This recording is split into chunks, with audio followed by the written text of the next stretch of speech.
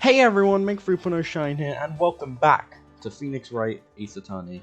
It has been so long since I recorded this. My last episode was uploaded on the 3rd of...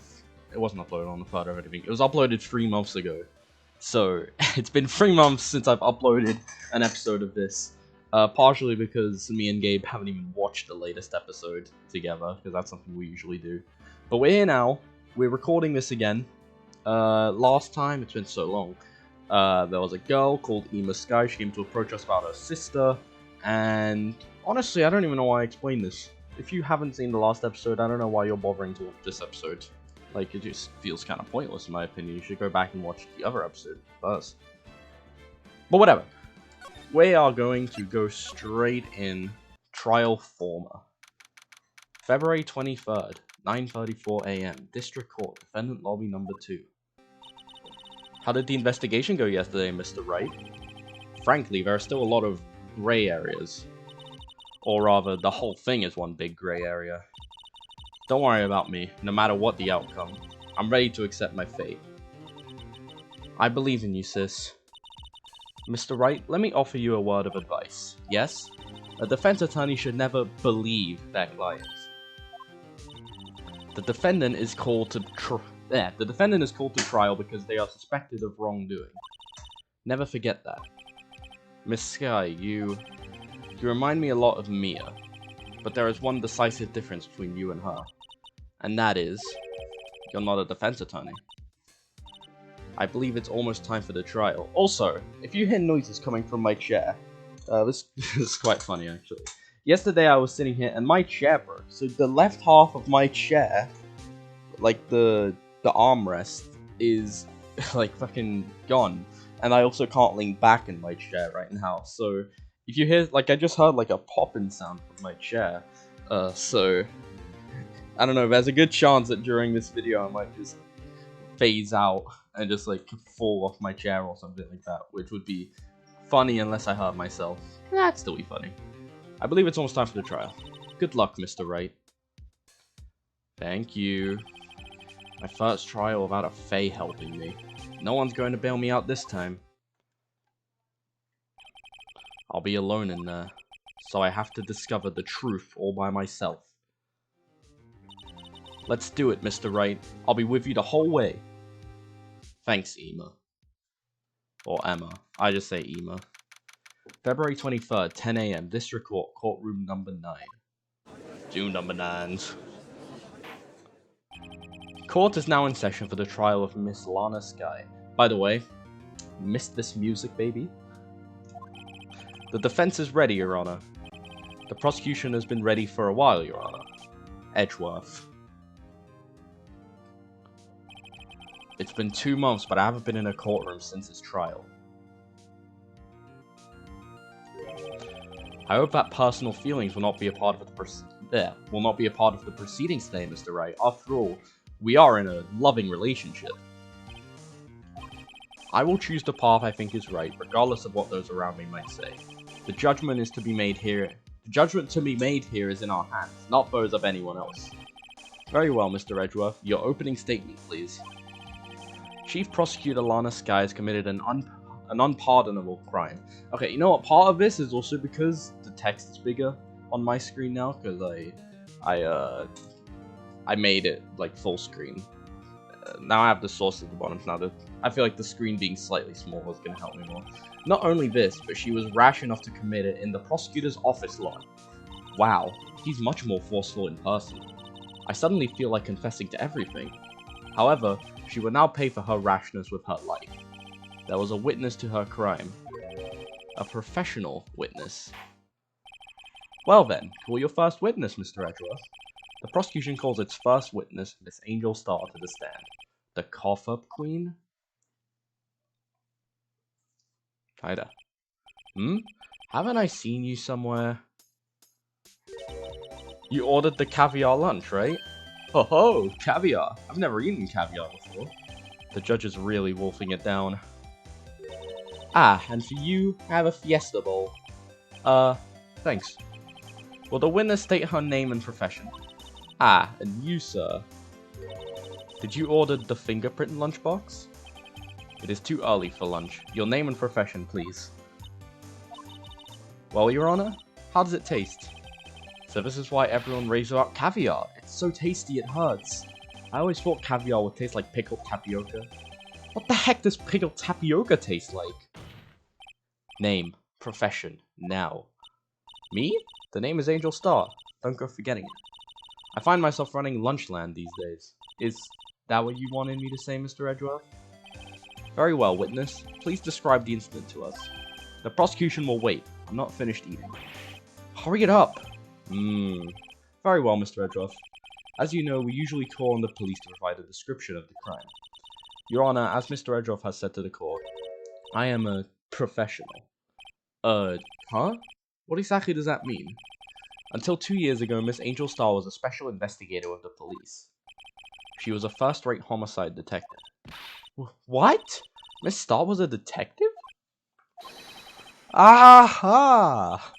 I know who you are. Cough up Queen Angel Star, Your Honor. Long time no see. Very well. You may continue with the description, Miss Star.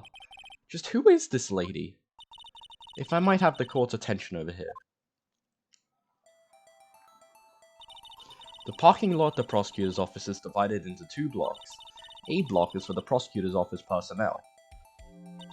B block is for visitors and clients. A chain divider separates the 2 blocks. I suppose that's to keep visitors from taking up the prosecutor's spaces, yes? The crime took place by a car in the back of A block, in the car's trunk. The killer stabbed the victim with his knife and went to drive the body out. Unfortunately for her, there was a witness and an arrest was made on the spot. And who was this valiant witness?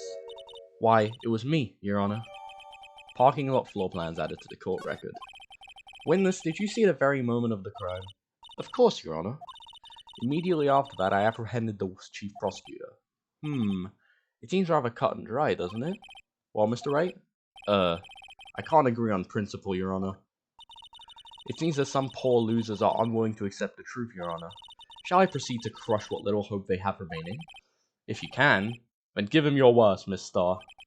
Wait, are they all talking about me? Jeez, you really are an idiot. Witness's account. Somehow, I always knew a day like this would come.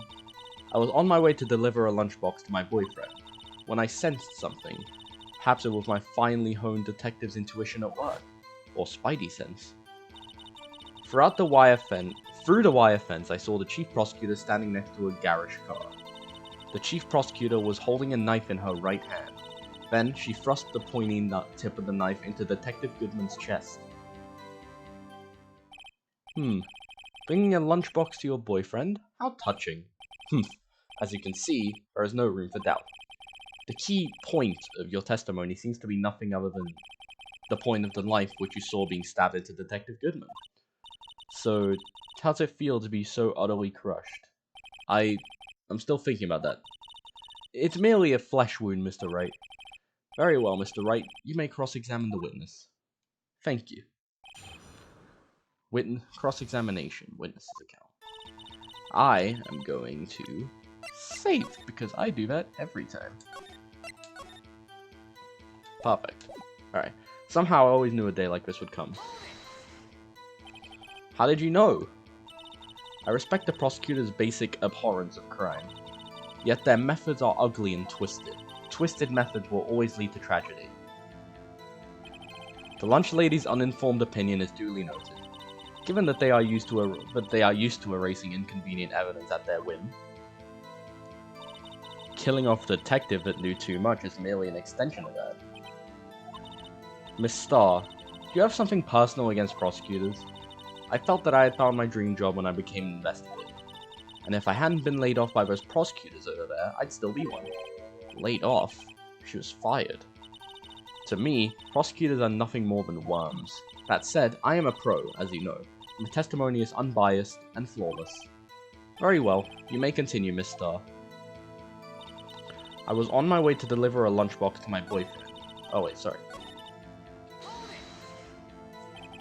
This boyfriend, he's the detective? Not that boyfriend, the security guard. That boyfriend? You have several? Yes. This boyfriend, that boyfriend, and the other boyfriend. Care to join? The yet another boyfriend position is still open for applicants. I'll stick with the lunches, thanks. Note to self, the judge had to think before replying. The security guard room is in the lot in A block. It's up on the second level so you can see everything from there. That would be the room with the security sign. Incidentally, did you bring your lunchboxes by car? Since I'm a visitor now, I parked in B block. So, she was in B block when she witnessed the crime.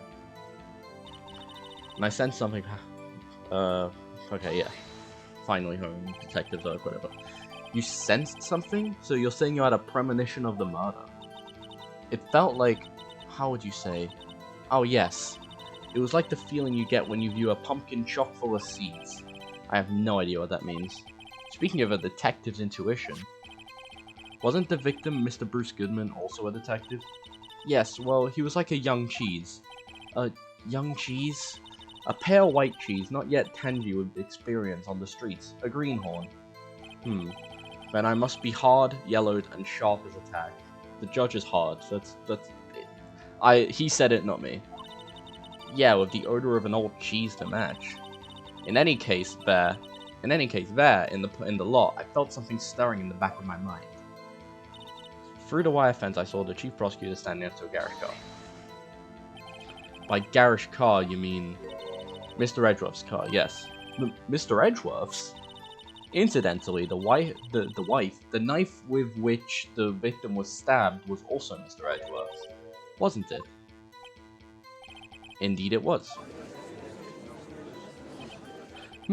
What an odd case this is. And the person you saw, you are sure it was the defendant? I saw her from no further than 30 feet away. I am certain it was her. If she's telling the truth, we're doomed. Let's just do what we can. Even if we don't have any proof, we can always nitpick. Witness, in your testimony you clearly stated the following. Prosecutors are nothing more than worms. Ergo, you are a biased witness. You might want to keep those silly opinions to yourself in the future, rookie. Huh? Rookie? Unless you're willing to risk the consequences of doubting me? I'll fry you like a fritter, crispy on the outside, chewy on the inside. That was inspiring. I believe I've heard that tagline elsewhere. You could cry plagiarism.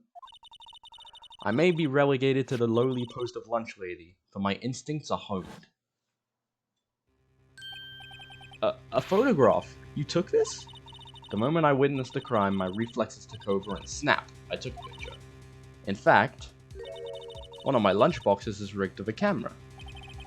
I suppose that's more exciting than just hanging it around your neck. Witness, why am I only seeing this photograph just now? You think I'd show it to you, a prosecutor? Think again. My boyfriend works in the photography division of criminal affairs.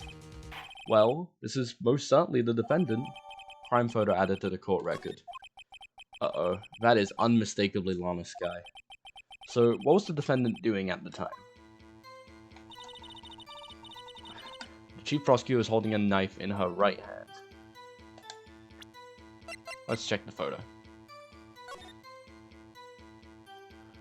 The right hand is, like, obscured. What would happen if we were to present it now? Yeah, there we go. And you witnessed this? You saw Miss Sky stab the victim with the knife. Oh, sorry. Unprofessional. As I've already said, yes. I swear on my finest salmon swirl lunch. I'm sure that is a fine lunch. But, isn't that odd? Look at this photo. Look at this photograph. This is the photograph you took of the very moment of the crime, is it not? Then why is Miss Sky not holding a knife? Mr. Edgeworth, your thoughts? Objection. That had to be the weakest objection ever, Edgeworth. Yet, it was still stronger than your ever-feeble mind, Mr. Wright. What do you mean, Mr. Edgeworth? This photograph was not taken the moment before the stabbing. This was taken the moment after the stabbing. And how can you tell that? Blood splatter. Huh? See the dark crimson stains on the chief prosecutor's coat? But it's a black and white photograph! Ah, yes, it's hard to tell, but this could be blood. Well, Mr. Wright, I see no problem here. No problem except you. Mr. Wright, are you just gonna sit there and take that kind of abuse? Ugh, you got a better idea? Uh, objection. Wait, that contradicts what the witness said in her testimony. Namely, that she took the picture the moment she witnessed the crime. Well, it seems I was slightly unclear. My apologies. That's it? If you run out of lunch, you order seconds. Problem solved. If you don't like it, try ordering the jumbo-sized lunch from the get-go. Good advice. I'm not sure I understood it, but good advice. Didn't have time to stop her. Prosecutor Sky was cold, calculating like a robot. She killed without pain or remorse. It was a premeditated murder. Premeditated? How do you know? Look at the chief prosecutor's hands in that photograph.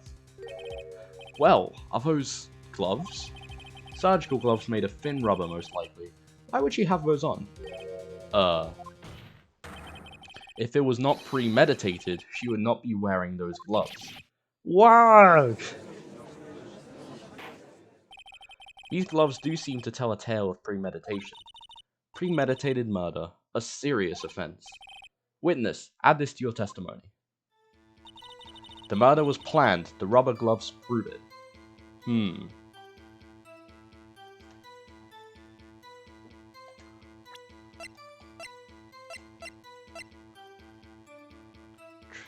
No prints.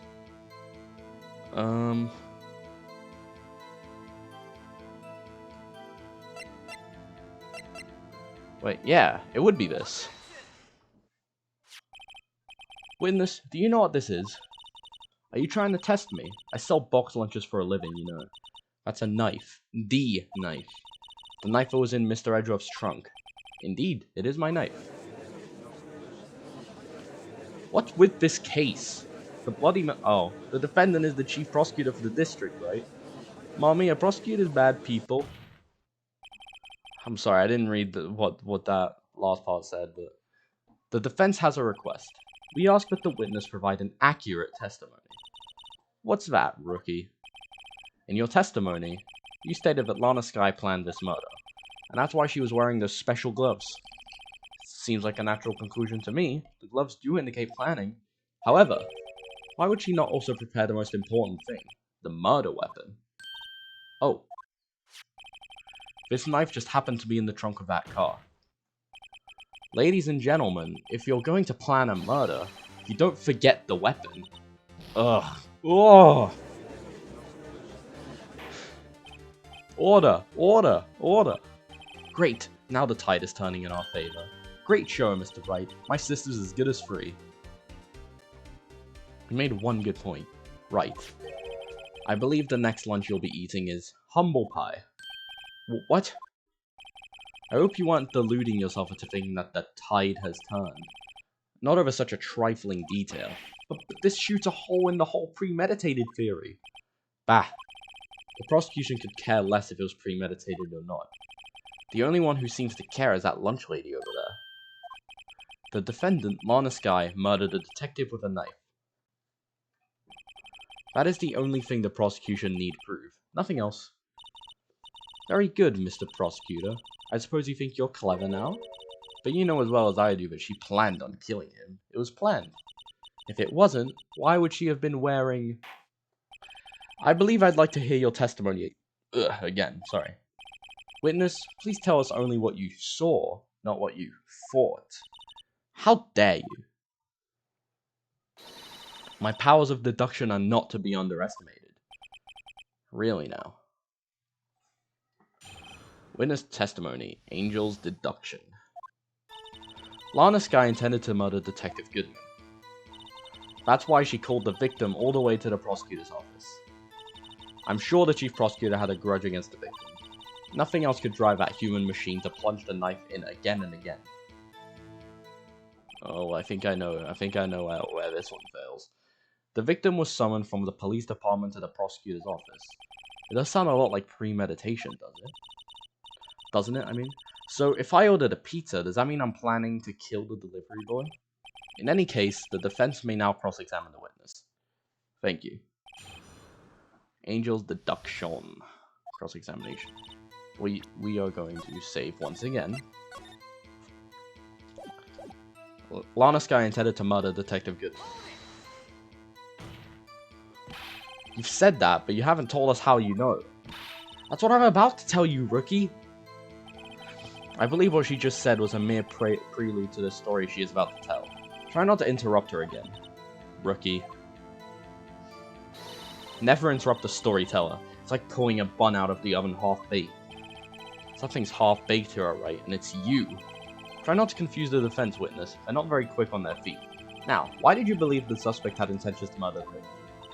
Her actions speak for themselves. That's why she called the victim all the way to the prosecutor's office. You have no proof that Miss Skye called him there. You have no proof that she didn't. Mr. Edgeworth, thoughts? There is no record of a call made on the defendant, Miss Lana Skye's phone. She might have written him a letter. Come on, you could have tried a public phone first at least. In any case, the victim came to the prosecutor's office where he was murdered. I'm sure he had a reason to be there. Witness? Why do you think it was the suspect who summoned the victim that day? I think I read that completely wrong. I'm sure the chief prosecutor had a grudge against the victim.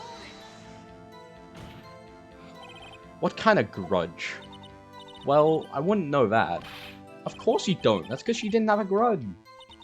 Rookie. I have a lunchbox here.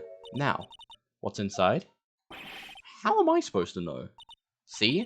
We agree there is a lunchbox here, but we don't know what's inside. A person's life is like a lunchbox with pretzels. Don't you agree? I get it. That's why my lunch was so salty. This judge isn't very good with metaphors. The suspect had a grudge against Detective Goodman. Will you tell us your basis for thinking this? It's simple. Nothing else could drive that human machine to plunge the knife in again. Okay, so this seems obvious. One knife wound. Like, come on. You say she stabbed him again and again, but you couldn't have witnessed that. Are you testing me? Then I'll test you. With my moss surprise. I'm afraid the moss is growing under our feet as we wait, Miss Starr. What do you mean? I shouldn't have to explain this, but take a look. The autopsy report states that death was due to a loss of blood from one stab wound. Aha! You're right. Good show, Mr. Edgeworth. What a hunk. He's my hero, really. What about my objection? No one noticed? Well, witness? You got the crime scene set, right? Oh, thanks. I always believed that no one could ever mistake ketchup for blood. But now, I realize that such mistakes are possible.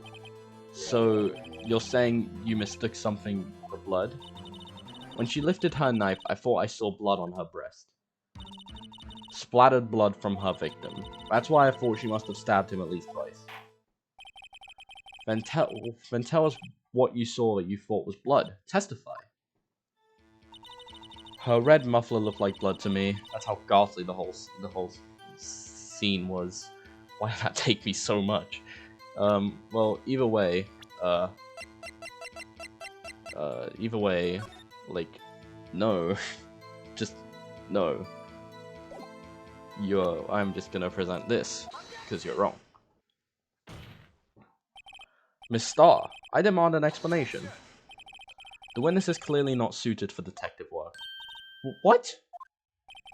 The suspect was not wearing a scarf or muffler of any kind when she stabbed the victim. And you've proved it yourself with this photograph. Huh? But that can't be. Only a professional lunch lady could be so utterly clueless. Congratulations. Perhaps you finally found your true calling in life. Harsh words, but good. In the end, Mr. Edgeworth prevails. What was my objection, chopped liver? I can't tell if he called her chopped liver or if he said his objection was chopped liver. I don't know. Why did he say chopped liver? But it was there, a scarf. No, not that, but something red, really. Well now, where were we? The witness has given us an entertaining interlude, but back to business. What? Very well, witness. Continue your testimony. You saw the crime and apprehended the suspect. Tell us about that. Very well. I do remember some things accurately, at least. Ultimately, we couldn't shake the most important part of our testimony. The most important part? The part where your sister stabs the victim. This next testimony might just be the moment of truth. Hopefully. Apprehending the suspect. After the murder, the suspect attempted to run behind a partition off to her side. I quickly caught her, explained her rights to her, and arrested her on the spot. Ah yes, when I arrested her, she mentioned the muffler. That's why had me confused in my earlier testimony. The chief prosecutor made to escape, but against Angel Star, resistance is futile. You are quite determined about this scarf, aren't you? I strike like a snake and bite like a cobra. That's me, Angel Star. That wasn't a very good metaphor. First of all, cobra is a kind of snake. Don't bother me with details unless you want to get bitten. No thanks. Note to self, Mr. Wright is weak against poisonous snake bites. The chief prosecutor tried to resist, but her efforts were in vain. She knocked my hand aside, kicked over an oil drum. An oil drum? Hard to imagine. Oh, she's beautiful but deadly. A predator, this one. A leopard woman. Rawr. I can't believe I had to read that. Very well, Mr. Wright. Your cross-examination, if you will. Alright. Cross-examinatione. I'm going to save. Dun, dun. You know it's tense because this music is now playing. After the murder, the suspect attempted to run behind a partition off to her side. So where is this partition on the floor plans? I'm sure she means this wall next to the car. That's right. There was a wall there, about 6 feet high. She was obviously trying to hide herself. Quite a natural thing for a criminal to do. And what did you do then? I quickly called her, explained her rights to her, then arrested her on the spot. You say quickly. Were you close to the suspect? As I just said, I was only 30 feet away from her the whole time. Maybe I should press her for more details? Sure, let's press her for a little bit more. I'd like to see this on the floor plans, just to be safe. The Lunchland car was... She was a visitor, thus she was parked in B block. So you witnessed the murder from here? That would make it about 30 feet from the car, yes. Is that correct, Miss Star? Yes, that's right. But as there was a chain link fence in front of you, I went over it, of course. Amazing. The cough-up queen, lunch lady athlete indeed. It would have taken her a little time to climb over the fence, so she couldn't have gone to my sister that fast. Yeah, that fence was about 9 feet high, too. How did Miss Sky not get away? Ah yes, when I arrested her, she mentioned the muffler.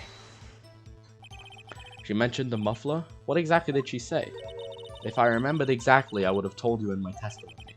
Cheeky. Anyway, all I heard her say was the word muffler. Just that one word? So, what you heard wasn't the suspect talking to you, but to someone else? Yes, the chief prosecutor was talking on her phone. Her phone? She can't mean... I'll spell her. By phone, do you mean this cell phone discovered at the crime scene? Yes, ultimately. Ultimately? My memory... It's like a salmon heading upstream, you see. No, the court doesn't see, Miss Star. The chief prosecutor first attempted to use the phone hanging on the wall. On the wall? That's right. Near the car, there was an emergency phone on the wall. Apparently it was out of order, and so she used her cell phone? Indeed, the emergency phone was out of order that day. Good witnessing, witness. Good witnessing? Whatever happened to good testifying? You should, of course, add this to your testimony. The things I do to please this rookie defense attorney. Lana's cell phone updated in the court record. I saw it all, how she tried the phone on the wall but had to use her cell instead. Why was that so hard for me to read? You can tell it's been 3 months. Alright, let's press. Do you think you could restate your testimony for the court? Aha! I was going to ask the same thing. I'll only say this one time, so listen close, rookies.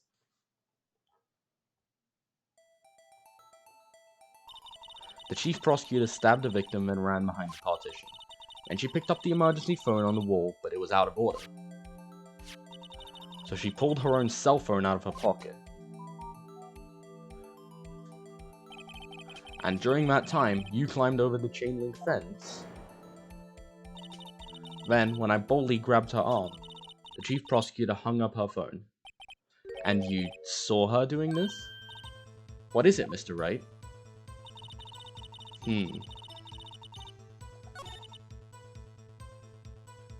Wait, I get it. I understand what's wrong.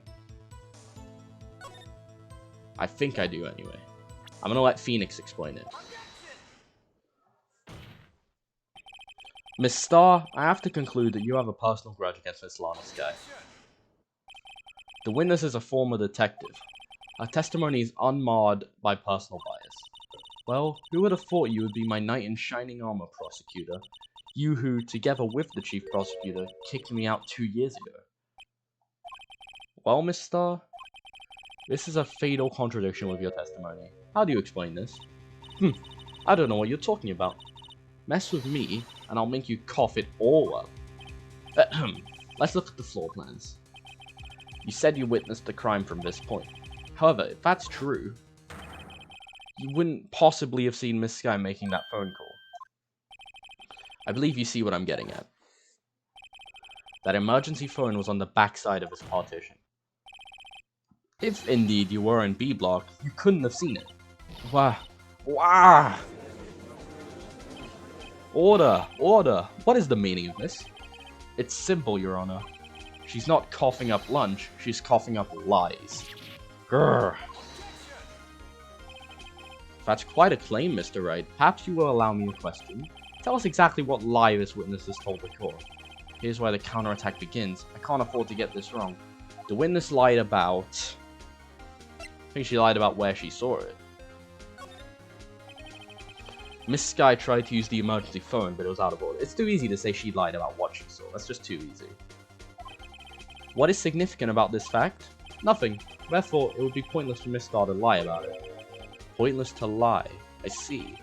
But say the witness did actually see Miss Skye using the emergency phone. It would mean Miss Starr witnessed the crime from a different location.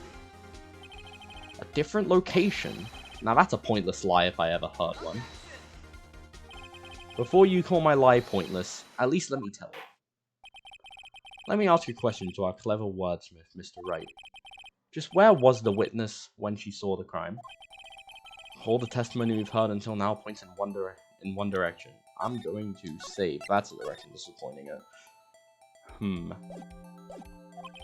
The place from where Miss Starr witnessed this crime was here.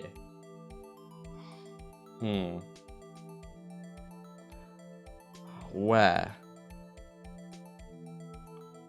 I'm assuming it probably from the security room. So it's not on this side. And it's somewhere on this side. Security room seems like the most logical step. This is the only place where she could have been. The security guard room? Indeed, the security room in the Underground's parking lot is well positioned. It's built on the second floor so you can see the entire lot. She would have been able to see the emergency phone from here. But why there? There are many other places where she could have seen the phone. Not in this case, Your Honor. The witness, not being part of the prosecutor's office, couldn't park in A block. The only place where she could have seen the crime and the back of the partition is here.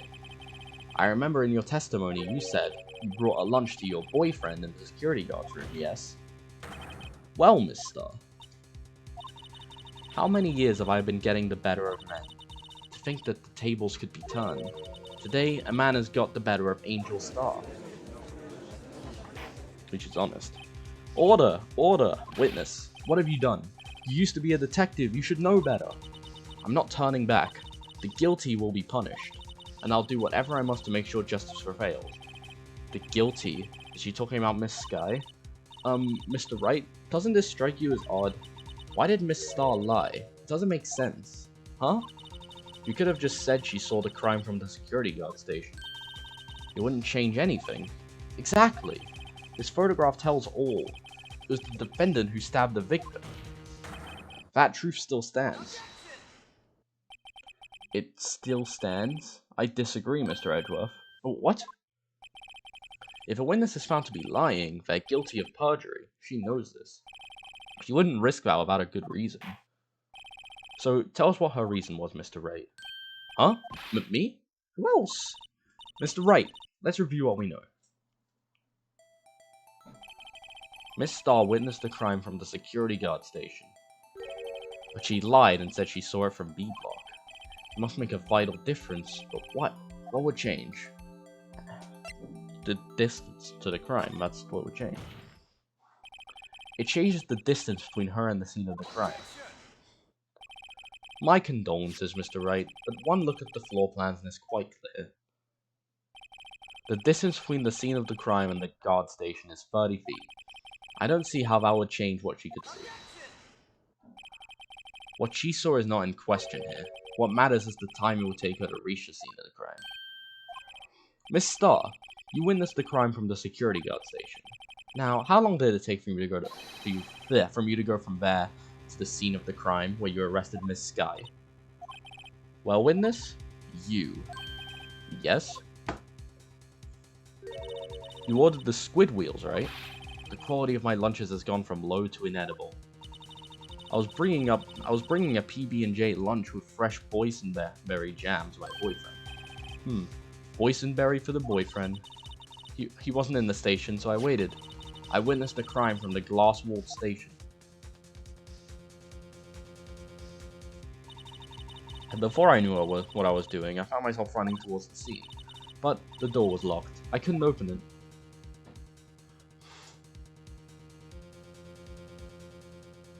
Oh, I understand. That's why I had to go through the visitors' parking and B block. That's quite a detour. It probably took me at least 5 minutes to get to the scene of the crime. 5 minutes? This changes things considerably. But it was that woman over there in the defendant's chair who stabbed him. I know it. I have photographic evidence. I swear it. I swear it on my finest plastic spork. You have a point, and the spork is a wonderful invention. Would you like another caviar lunch? Absolutely. Uh-oh. Mr. Wright, you have to do something. Do I have any evidence to stop this? Yes, I do. I guess. 5 minutes between the witnessing of the murder and the arrest. Think about it. You could make pasta in that amount of time, if you like it al dente. I've got lunchboxes that tie pasta into knots, rookie. A 5-minute blank. Isn't that strange? Strange? If you were a criminal, what would you do with 5 minutes, Your Honor? Well, I guess I'd flee the scene. Hey! Don't get the wrong idea. I didn't kill anyone. But you have the instincts of a killer. You would run. But this time was different. Miss Sky dawdled at the scene of the crime. She even had her picture taken. No true criminal would act this way. It's inconceivable. Yeah! I didn't even need evidence. Well then, it seems we've come to the end of this testimony. The witness has a grudge against the defendant, and a blank in her testimony. Mr. Retroff, is the next witness ready to go? Unfortunately, I appear to have overestimated this witness on account of her professional history. We did it! We screwed that can shut, Mr. Wright. That was too close. I'm afraid that the cough-up queen has been dethroned. And with that, court is adjourned. Brilliant. Mr. Edgeworth, you ordered the squid wheels, right? That's the ones you tried to foist off on me. I prefer to not take the defense team's leftovers. Anything else to say? I might be able to save you. I have decisive evidence. What was that? What was that? I said it in the wrong tone. Is this another one of those her trick lunchboxes? My apologies, but we have no further questions to ask of you, Miss Starr. Ah. Is this your jumbo lunchbox? Woohoo! A triple-decker. Out of deference to the witness's determination, I'll allow one more testimony. Let's hear about this decisive evidence. Like the Lunchland motto says, you won't be disappointed. What's she going to pull out of her lunchbox this time?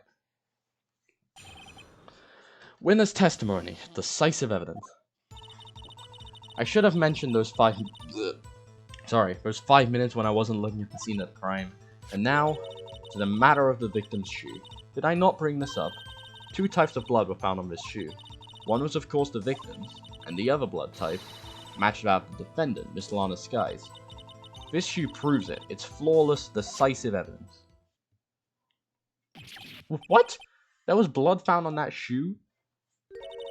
Try Lunchland for all your lunch and decisive evidence needs. Witness, what's the meaning of this? Why is this the first time I've heard of this evidence? Simple. As I've already said, I don't trust you with evidence, Mr. Edgeworth. That's why I took the liberty of investigating this myself. And you had blood tests performed? Didn't I mention?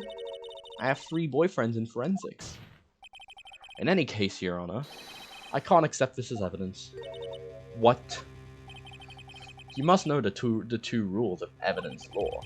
Rule 1. No evidence shall be shown without the approval of the police department.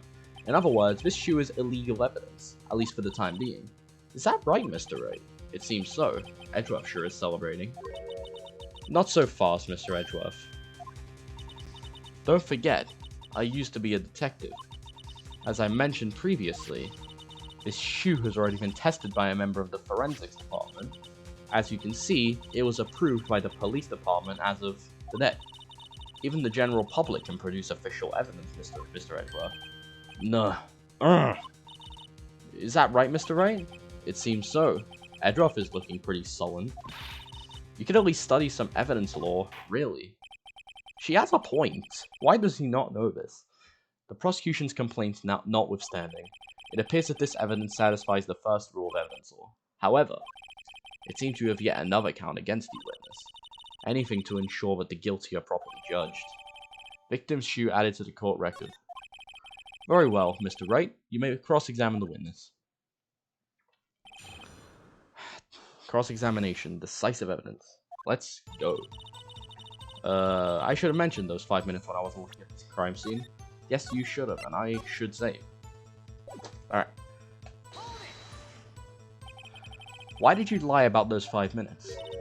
I guess you could say, I just wanted people to look at the results. The results? How many times do I have to say this? I saw the chief prosecutor stab the victim before my very own eyes. Compared to that, a 5-minute blank means nothing. Why didn't you just tell the truth? Don't make me laugh. We're dealing with the most untrustworthy of the vile lot known as prosecutors. Falsified evidence, arranged testimonies, erasing and manipulating evidence. When you fight monsters, you need to use every trick in the book. This when the suspect is admitting she did it? But false testimony is the most despicable crime of all, Miss Starr. Let's just get this over with. And now, to the matter of the victim's shoe. Did I not bring this up? And you found this shoe at the scene of the crime. I detained the chief prosecutor and notified the police department. I wanted to make myself useful while I was waiting for the police to arrive. So, like an ill-trained pooch, you snuck off with a shoe. I was afraid someone would erase the chief prosecutor's crime. This shoe was my secret weapon if that should happen. See this fashionable basket I have here? It carries more than lunchboxes, gentlemen. I'm happy for you in your lunchbox bag, really. In any case, you removed valuable evidence from the scene of the crime. Now, tell us what you did next. 2 types of blood were found on this shoe. One was, of course, the victim's. So, you brought it to the forensics department. If you're going to submit something as evidence in court, you need it approved. To do that, evidence must be analyzed by a forensics expert. And she got away with her little coup because she used to be a detective. The shoe does not appear to have bloodstains on it. Or does appear to have bloodstains on it, sorry. Well, the man was stabbed after all. And that blood belonged to the victim, Detective Goodman. As I said, there were 2 types of blood found in the shoe. And the other blood type matched out of the defendant, Miss Lana Sky. You can't say for sure that the blood belonged to the defendant with a blood test. You claim to know something about blood tests, Rookie? Huh? Well, speak up. Well, blood comes in 4 types, A, B, O, and AB. However, you can't tell from a blood test whether a murder was committed in cold blood. Oh my god. That's just a figure of speech, Mr. Wright. Actually, we can differentiate between millions of types of all the blood tests out there, which means that we can more or less narrow any sample of blood down to just one person. Also, I hit. That's pretty specific. If I had a little more time, I would have gotten DNA test results. But they said there's very little doubt it could be anyone's but Miss Lana's, guys. So the suspect's blood was found on the victim's shoe. That ties her directly to the death of Detective Goodman. I was afraid he was going to say that. This shoe proves it. It's flawless, decisive evidence. I can't let this evidence go through without a fight. You ordered the peppered fish guts, right? Some like it hot, Mr. Wright. Some like your client. She's in enough hot water to make a whole vat of soup. Mr. Wright, do you or don't you have a problem with this shoe? A problem? This is critical. Is there a problem with the victim's shoe? There's a problem. If I'm not imagining things, I'd say there is one critical problem with this evidence. A clear contradiction. That gleam in your eyes. You're still young, rookie. I'd give you a peppered fish gut now. But you couldn't take the heat, could you? Let's hear what Mr. Wright has to say. What is contradictory about the victim's shoe? Show us the problem with this evidence. Ooh. Hey.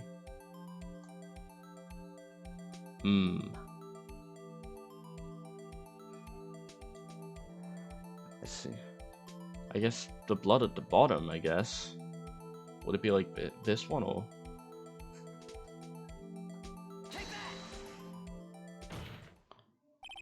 I wonder if you noticed. There's blood on the bottom of this shoe. Don't mess with me, rookie. Or maybe it'll be your blood on the bottom of my shoe.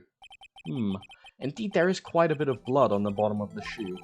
It makes sense. The victim was stabbed with a knife. What could possibly be contradictory about blood on the bottom of his shoe? The crime photo. The problem lies in the footprint. The footprint? Note that the bottom of the victim's shoe is covered in blood. Then, isn't it strange? Why weren't any bloody footprints found by the scene of the crime? Aha! As you can see, there were no traces of any such footprints at the scene of the crime. That contradicts your claim about this shoe. This picture only shows part of the floor. Oh, why did I read it again? Jesus Christ, I looked away for a second and I thought it was a new line. This picture only shows part of the floor, so there could have been bloody footprints. Then where are they, Mr. Edgeworth? Because we checked the scene and found nothing of the sort. Order! Order! Order! Well, witness? What? Great going, Mr. Wright, but it's true that the lack of a footprint is a contradiction. Then we have to ask why there wasn't a footprint. Oh, that's true. There has to be a reason why there wasn't a footprint. Think, Mr. Wright, think. Hey, I don't know why it's not there.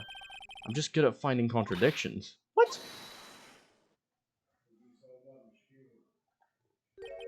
I see. Now I get it. Get what? Our witness is more devious than I gave her credit for. We were hoodwinked to the very end. But she slipped. There is one vital hint to the truth in her testimony. I'm sorry for being my parents, by the way. My dad talks so fucking loud. But what are you talking about? Think back to when she told us about apprehending the suspect. Alright, hang on. I'm gonna close my door real quick. I will be back.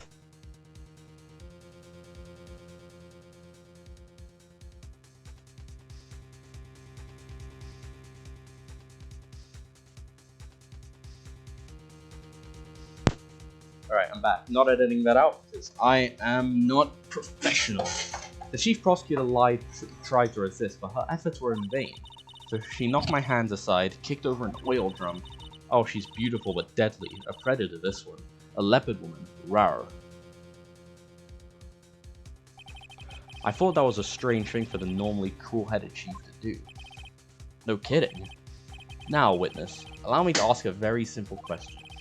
This oil drum, was it empty? Oh, that? I'm not sure I like your attitude, Mr. Edgeworth. But apparently you're not the slowest conveyor belt in the lunchbox factory. Witness, well, was the oil drum empty? The oil drum kicked over by the chief prosecutor was brimming with water. Water? What does that mean? Still don't get it, Mr. Wright? Do you want to know the reason she knocked it over? The real reason? Aha! You don't mean... Yes, the suspect knocked over that oil drum for one reason and one reason alone. To erase the bloodstains that would become evidence against her. Wow! Oh. Well, I knew this. Phoenix just didn't know it because Phoenix is fucking stupid sometimes, clearly. That ties things up quite nicely. The bloodstains left on the victim's shoes tie her quite clearly to this murder. Then, after the deed was done, she knocked over the oil drum to erase the telltale signs. Why, that's a prosecutor's specialty, erasing evidence. That reminds me, Miss Sky's right hand was hurt. Didn't she say she'd cut herself when she stabbed him? Did say that. So that's when my sister's blood got on the shoe? Well, I see no reason to prolong this trial. Mr. Wright, do something, please. Well, White, what can I do? Your sister has confessed to the crime, and she tried to conceal it. But... Enough. There is no need for further debate. The verdict, Your Honor. Very well. But Angel Star is on the prosecution's side. She could have been lying about the water. This court finds the defendant, Miss Lana Sky.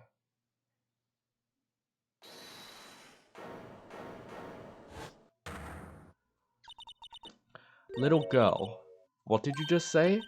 Huh? Me? Did you say that I, Angel Star, was on the prosecution's side? Well, yeah, you are. You're saying my sister hid evidence by erasing the bloody footprints. Well, I thought you'd had your fill, but here you are demanding a second helping. Another lunchbox. A lunchbox called evidence. Wait, witness, don't tell me you have something else. The time for deliberations has passed. Any further comments and you'll be held in contempt of court. Your threats don't scare the cough up queen. Look at this. A photograph. Why is this only just... Oh my god. I added just in case anyone had the gall to suggest that the white shoe didn't belong to the victim. I see no room for error in this evidence. Mr. Wright, wait! Look at the asphalt in this photo. Hey, it's clearly wet.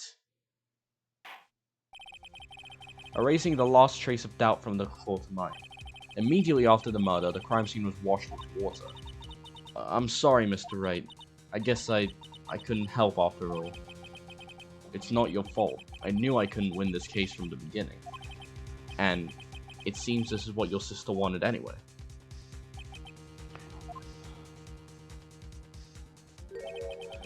I'm sorry, Mia.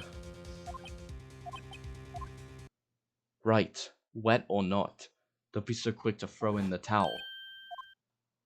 Get yourself up off the asphalt. Take another good look. Don't give up. Not until the bitter end. This is the last piece of evidence. Very well. This time I'd like to declare a verdict for good. You thought. Your Honor, wait. What is it with you people? Can't I hand down my verdicts in peace anymore? Whatever it is, can it wait? No, it can't. Then it will be too late. Look at his photograph. The last one submitted. That was terrible.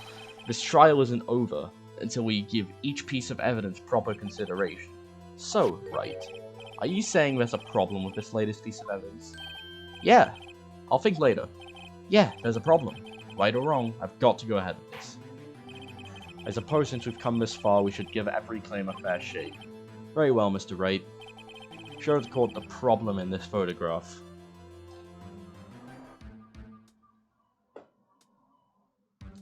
What the hell?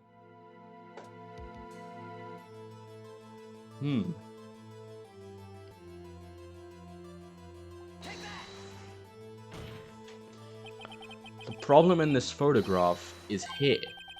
What's this? There's something poking out of the car's muffler. Wait just a moment, Mr. Edgeworth. Your Honor? You just said muffler. However, I see no trace of a muffler or scarf of any kind in this photograph. A muffler is also a part on a car or motorcycle, Your Honor. Just think of it as part of the exhaust system. A pipe. I see. And I see.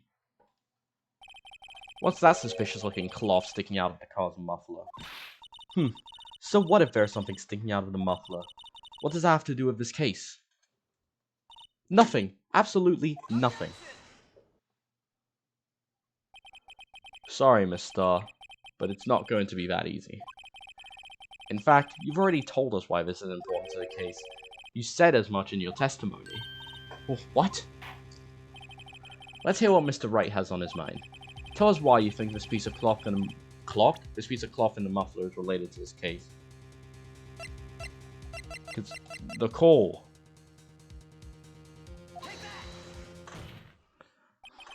Miss Starr, recall your testimony for the court.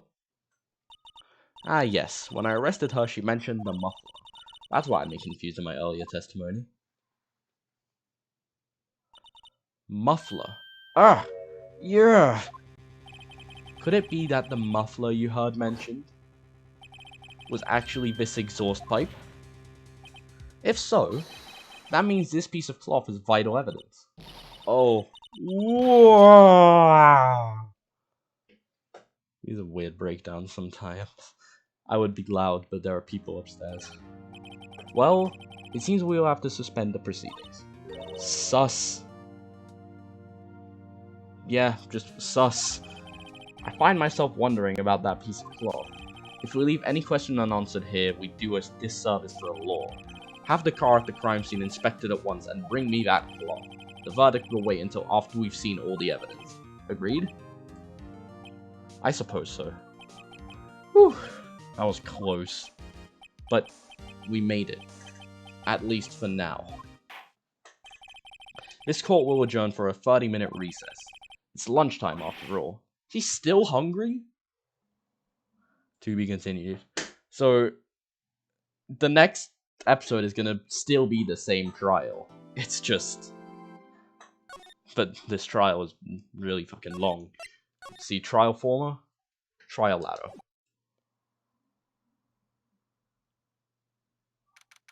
February 23rd, 11:56 AM, get District Court, Defendant Lobby number 2.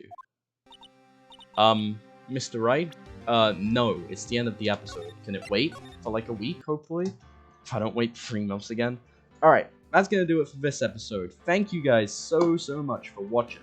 If you enjoyed, please do leave a like and subscribe.